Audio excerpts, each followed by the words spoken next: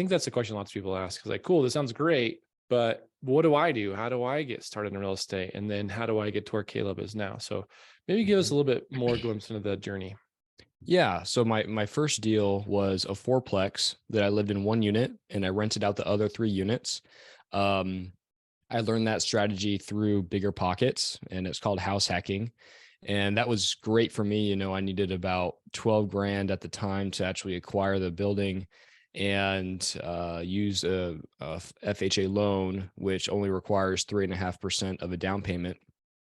And that really taught me, it really got my hands dirty. I renovated my first unit and it took me um, about 2 months to do the entire renovation. And it was a 2 bed, 1 bath. And the guys before that, they were hoarders. And so it was a pretty torn up unit. But then the next unit, I hired out the work and it took them 2 weeks and the same amount of money. And I really learned that, if I'm just not a handy person, and it's more economic for me to hire someone out to do that. And it saves a lot more time too in vacancy. So that was my first deal. And I sold that asset about after a year and a half, did a 1031 into a retail facility that was a joint venture structure. I didn't find the deal. I didn't plan on jumping into retail, but an operator brought that offering to me. And so that's how I found that. I did another house hack with a duplex. And after about 3 years of investing in residential, I came across a multifamily meetup. And I had always thought that I would get about 5 years of experience in residential, and then I would scale into apartments. And this meetup I went to, this gentleman named Corey Peterson, he was talking, and at the time he had about 150 million in assets under management. And he really shared two things with me that changed my life.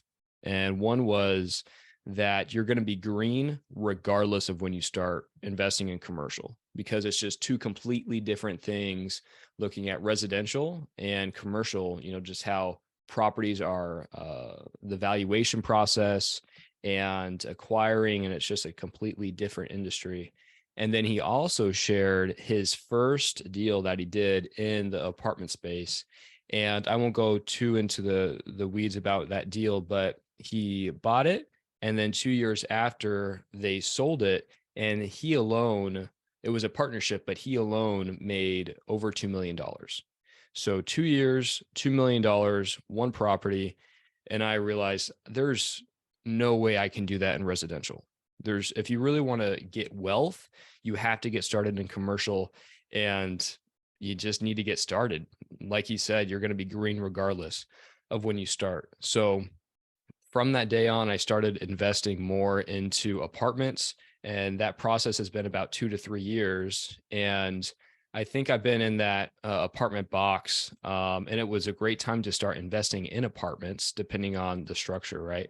But I've had to learn to get out of my box a little bit since the market's shifting. We're in March of 2023 now.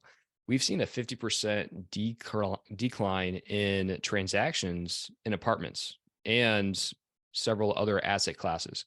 So trying just to see what my ultimate goal is and what's going to get me to that goal. Right now, it's not apartment buildings because there's no new acquisitions really being done, not many.